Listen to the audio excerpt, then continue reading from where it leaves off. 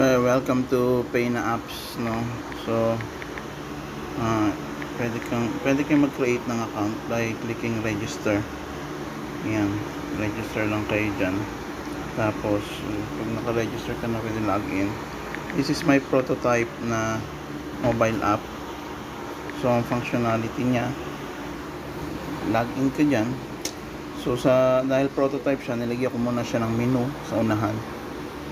For orientation, health, lifestyle, events, marketplace, jobs, rider, wallet, survey, entertainment.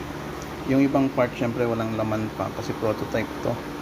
Ito yung pinag-present. So kung check natin yung wallet, ito yung main dashboard na parang GCash, no? So sa ibaba may mga advertisements, tapos may mga other buttons dito.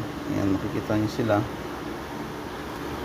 Tapos, pwede ka mag-send, pwede mo encode yung number, or kung gusto mo, pwede mong scan QR code. Yan, while using the app. So, scan mo yung QR code kung anong merong QR code ka.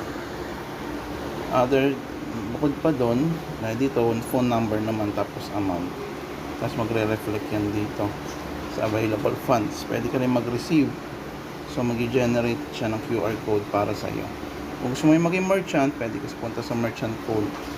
Yan, magbigay ka ng discount. Kung magkano yung discount, kunyari 5%. Pag meron ka ng na-activate ng merchant code mo, pagbalik mo ng merchant, meron ka na rin merchant code. Yung merchant code mo, ito yung gamit mo kapag may tindahan ka kasi lahat ng bibili nila may 5%. Tapos yung 5% na yun yung i-distribute sa 30% nun pupunta sa personal rebates, 20% nun sa system, tapos yung 50% nun goes to Unilevel up to 10 level na upline mo. So kung gusto mong mag-refer, punta ka lang dito sa account. Yan, andyan yung mga referrals mo. So lalabas dyan, copy mo lang click mo lang yung referral link, tapos i-paste mo na yan sa Messenger, anywhere na mga ano mo.